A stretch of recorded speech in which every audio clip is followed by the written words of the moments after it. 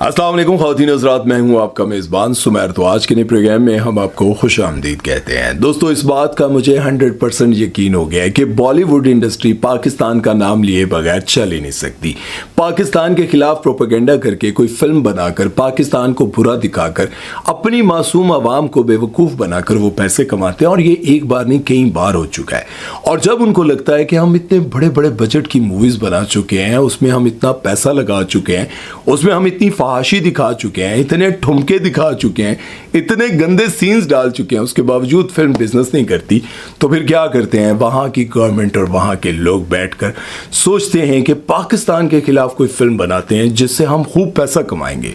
और ये कई बार होता है, और वहाँ की आवाम जो मासूम है वो ये बात नहीं समझती, और वो उस फिल्म को बड़े शौक से देखने जाती है कि एक इंडिया का कोई सिपाही पाकिस्तान में घुसता और पाकिस्तान में अपने सारे मकासद पूरे करने के बाद बड़े फख्र से सारे इदारों को चकमा देकर निकल जाता है। और ये सब कुछ फिल्म में देखने के बाद वहाँ के मासूम शहरी बड़े फख्र से लोगों को बताते हैं हमारे शेर ने देखा जाकर क्या किया। लेकिन दर हकीकत जो पाकिस्तान में ये सब कुछ करने आता है वो एंड पर यही कहता है। और इसी तरह से बॉलीवुड इंडस्ट्री बड़े टाइम से बहुत सारी फिल्म बना रही है लेकिन कामयाब नहीं हो रही। उन्होंने सोचा क्यों ना धुरंधर बनाई जाए, एक ऐसी फिल्म जिसमें इंडिया के बड़े बड़े स्टार्स पाकिस्तान के खिलाफ ऐसे किरदार अदा करेंगे और दिखाएंगे कि पाकिस्तान में कितना मुजरिम, कितना क्रिमिनल, कितने ऐसे लोग रहते हैं जो इंडिया के खिलाफ क्या दुनिया भर में ऐसे काम करते हैं। और इंडिया की हिस्ट्री में ये पहली बार ऐसा हो रहा है कि गवर्नमेंट का एक ऐसा ऑफिसर जो पाकिस्तान के खिलाफ काम करता जा रहा है और कई दिहाइयों से उसकी रिटायरमेंट ही नहीं आ रही, जबकि उसके साथ के कई लोग रिटायर होकर कूच कर गए हैं। वीडियो शुरू करते हैं, लेकिन उससे पहले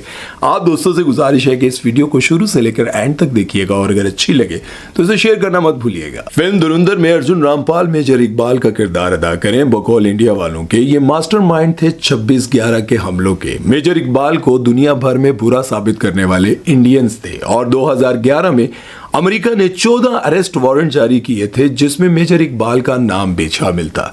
लेकिन पाकिस्तान में जब रिसर्च की और देखा कि यार ये मेजर इकबाल कौन है, ना आर्मी में है, ना पुलिस में है, कहीं पर भी नहीं है, आखिर ये है कौन। पाकिस्तान ने ओपनली डिनाई किया कि इस नाम का कोई भी ऐसा शख्स जिसने इंडिया में हमले किए हो वो पाक आर्मी में है ही नहीं। पता नहीं कौन सा मेजर इकबाल आप बना बैठे। फिल्म की कहानी पाकिस्तान के शहर कराची के इलाके लियारी टाउन के इर्द गिर्द घूमती है, और दिखाया ये जाता है कि रहमान डकैत जिसका किरदार अदा करे अक्षय खन्ना, रहमान डकैत जिनको बहुत बड़ा क्रिमिनल दिखाया गया। इनकी हिस्ट्री में आपको बताऊंगा, ऐसा नहीं है कि उनके बारे में नहीं बताऊंगा कि रहमान डकैत कौन थे, लेकिन किरदार अदा कर रहे हैं अक्षय खन्ना। संजय दत्त किरदार अदा कर रहे हैं एसपी चौधरी असलम का, जिनको एनकाउंटर स्पेशलिस्ट भी कहा जाता था। इनके बारे में भी मैं आपको बताऊंगा कि आखिर इनकी कहानी कहां से शुरू हुई और कहां पर खत्म। आप लोगों ने आमिर खान की फिल्म 3 इडियट्स तो देखी होगी। उस फिल्म में आमिर खान के दोस्त का किरदार निभाया था जो लड़का फोटोग्राफर बनना चाहता है और बाप शोर करता है कि तुम इंजीनियर बनो। इस किरदार को निभाया था आर मर्दावन ने। फिल्म धुरंधर में वो अजीत देवाल का किरदार निभा रहे हैं। अजीत देवाल कौन है, जरा इस पर गौर करें। अजीत देवाल वो हैं जिन्होंने पाकिस्तान में न जाने कितने जासूस भेजे पाकिस्तान की बर्बादी के लिए।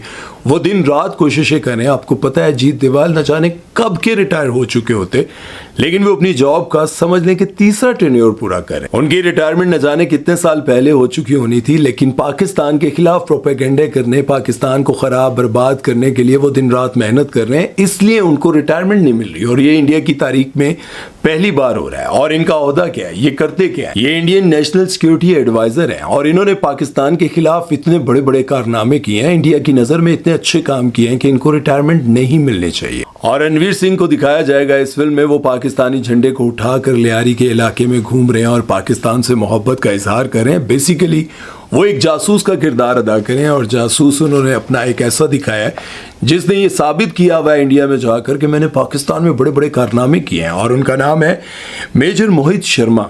यही गल है।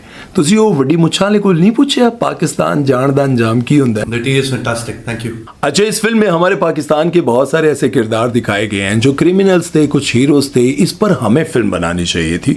हमें दिखाना चाहिए था कि पाकिस्तान में इंडिया की फंडिंग से और बाहर की फंडिंग से पाकिस्तान को बर्बाद करने के लिए किस तरह से साजिशें की जाती हैं।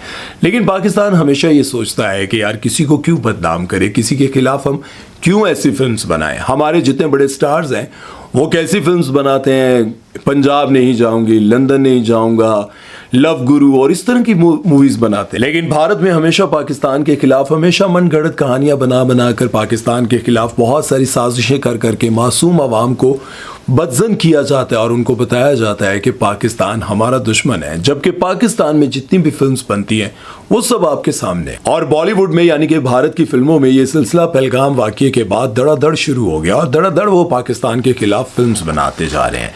लेकिन अब मैं आपको ये बताना चाहता हूं कि इसमें जो रहमान डकैत का किरदार दिखाया गया, बेसिकली वो पाकिस्तान में क्या करता था, कौन था, क्या उसकी हिस्ट्री है, ज़रा उसके बारे में मैं आपको बताऊं तो ज़रा गौर कीजिएगा। रहमान डकैत, इसका असल नाम सरदार अब्दुल रहमान बलोच है। कराची के शहर लियारी का ये बहुत बड़ा डॉन था। ये पॉलिटिशियन भी था और पीपल्स पार्टी की तरफ से इसने बहुत सारे इलेक्शंस भी लड़े। रहमान डकैत के चचा और वालिद 1960 से ड्रग स्मगलिंग में इन्वॉल्व थे, इसलिए रहमान डकैत बचपन से ही क्रिमिनल एक्टिविटी में इन्वॉल्व था। 13 साल की उम्र में इसने पहला कत्ल किया और फिर 15 साल की उम्र में इसने अपनी मां को कत्ल कर दिया क्योंकि वो दुश्मनों के साथ मिली हुई थी। इस बात पर गुस्से में आकर रहमान डकैत ने अपनी मां को भी कत्ल कर दिया और यूं रहमान डकैत लियारी का एक बहुत बड़ा डॉन बन गया छोटी सी उम्र में। इस फिल्म में संजय दत्त एसपी चौधरी असलम का किरदार निभा रहे हैं और चौधरी असलम आखिर हैं कौन, इनकी क्या हिस्ट्री है, जरा मैं आपको ये बताना चाहता हूँ। एसपी चौधरी असलम सवाती एक पुलिस ऑफिसर थे। 2005 से 2014 तक एसपी चौधरी असलम ने बहुत सारे टेररिस्ट, बहुत सारे टारगेट किलर्स, पत्ताखोर क्रिमिनल्स को अंजाम तक पहुंचाया है। इनके वालिद एडवोकेट थे और ये बचपन में ही अपने वालिद के साथ मानसेरा से कराची शिफ्ट हो गए थे। इन्होंने अपनी ज़िंदगी में बहुत मुश्किल काम किए और आखिरकार इन पर भी एक कातलाना हमला हुआ था जिसमें ये शहीद हो गए थे। अब इस तरह से बहुत सारे हमारे पाकिस्तान के हीरोज़ और क्रिमिनल्स को इस फिल्म में दिखाया जाएगा। और दिखाया क्या जाएगा? चौधरी असलम को जालिम दिखाया जाएगा। मुझे जहाँ तक लगता है वो दिखाएंगे कि पाकिस्तान में इन्होंने बहुत जुल्म किए और संजय दत्त वो किरदार निभा रहे हैं। उसके बाद इस तरह के रहमान डकैत लोगों को दिखाएंगे, लेकिन ये दिखाएंगे कि ये इंडिया के खिलाफ साजिशें करते हैं, इंडिया के खिलाफ। लेकिन अगर आप देखें जो इनके इंडियन नेशनल सिक्योरिटी एडवाइज़र हैं अजीत, वो देखें क्या कर रहे हैं। वो कई बार बहुत सारी वीडियोस में बता चुके हैं कि पाकिस्तान में हमने ऐसा किया था, वैसा किया था, लोग गए थे, आए थे, ये किया, वो किया, और वो सारी स्टोरी सुनाते रहते हैं, लेकिन उस पर कोई नजर नहीं डालता। लेकिन अगर देखा जाए तो इंडिया ने अपने ही शहरियों पर, अपने ही मुल्क पर, अपने ही लोगों के हाथों हमले करवाए सिर्फ इसलिए कि ये दिखाया जा सके कि ये पाकिस्तान ने किया। और वो मासूम आवाम जो अब की बार इनकी ये बातें नहीं मान सकी, उन्होंने कहा कि वहां पर हमला कैसे हो गया जहां पर आर्मी की, सेना की बहुत सारी चेक पोस्ट हैं, जहां पर एंटर होने के लिए कोई और रास्ता ही नहीं है। बहुत सारे पढ़े लिखे लोगों ने कहा कि आखिर ये जंग कब तक चलेगी, और उसको बेस बनाकर इन्होंने क्या किया कि पाकिस्तान पर हमला किया। और फिर पाकिस्तान में उनके आने के बाद क्या हुआ, 11 ये 6 शूम प्रॉम इस तरह के जो सिग्नल्स मिले, इसी तरह से ये बहुत सारी चीज़ें दिखाते हैं और करते हैं। लेकिन आपको पता है पाकिस्तान इस तरह की मूवीज़ क्यों नहीं बनाता? क्योंकि पाकिस्तान नहीं चाहता कि हम लोगों से उनका सुकून छीन। लव गुरु, पंजाब नहीं जाऊंगी, इस तरह की बेशुमार फिल्म्स आ रही हैं जिसमें बड़े बड़े प्रोड्यूसर्स, पाकिस्तान के बड़े बड़े स्टार्स काम कर रहे हैं। वो लोग कभी भी इस तरह की फिल्म नहीं बनाते।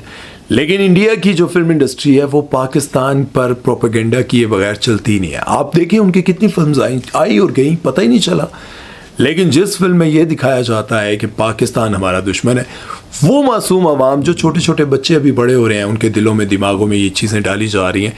आप सोचें कि आप तो जो बुढ़े हो गए हैं, जो इस मुल्क में अपनी सल्तनतें बनाए बैठे हो, कमा चुके हो, खा चुके हो, और आप तो आपके वापस जाने का टाइम है, दुनिया से जाओगे ना, लेकिन मासूम बच्चों के दिलों में नफरत डालकर चले जाओगे। क्या हासिल करोगे? कुछ हासिल करोगे? मेरा ख्याल है हासिल नहीं करोगे, बल्कि अपनी आत्मा भी ख़राब करोगे। क्या कहते हैं, अपनी आत्मा भी ख़राब करोगे, दुनिया भी ख़राब करोगे, और मासूम बच्चों के दिलों में नफरत डालकर चले जाओगे। अच्छा कंटेंट बनाओ यार, अच्छी चीज़ें दिखाओ, क्या फ़र्क पड़ जाएगा कि तुम भी अच्छा जी लो, हम भी अच्छा जिएं। लेकिन अगर इसी बात पर आ जाओगे तो फिर क्या होगा? टी वॉज फैंटास्टिक, मज़ा आएगा।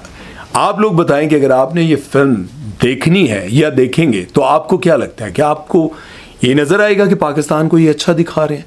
रणवीर सिंह पाकिस्तान का झंडा लेकर जा रहे हैं तो ये दिखाएंगे कि वो इंडिया छोड़कर पाकिस्तान आ गए? ये आपको क्या लगता है? आप ये बात मान लें कि पाकिस्तान का नाम लिए बगैर आपकी फिल्म इंडस्ट्री चल ही नहीं सकती। कौन सी सुपरहिट फिल्म आजकल आप बना रहे हैं, आपको लगा कि क्यों ना यही बनाए जिसमें पाकिस्तान को बदनाम करें, अवाम को बताएं कि देखो हमने क्या किया है।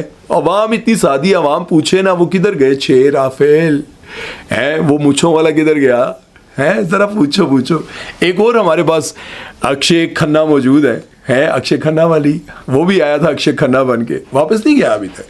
तो बहरहाल भाई देखें, हमारा मुल्क छोटा है लेकिन हमें ये मत देखो कि हम आपस में लड़ते हैं। हम जब दूसरा कोई हमारी तरफ देखता है तो हम एक हो जाते हैं, याद रखना, हमें तोड़ नहीं पाओगे। आप भी मत टूटे, आप भी अपने बच्चों को सिखाएं कि भाई अपने घर पर तवज्जो दो, अपने मुल्क पर तवज्जो दो, ठीक है। आप लोगों को लगता है कि हमारे पास खाने के लिए कुछ नहीं है हमारे यूट्यूबर्स के पास 5-5 करोड़ की गाड़ियां है भाई, पता है? नहीं पता? जाके सर्च करो, पता चल जाएगा। अपना ख्याल रखिएगा, दुआ में याद रखिएगा। सुमेर चौधरी को दीजिए इजाज़त, अल्लाह हाफ़िज़।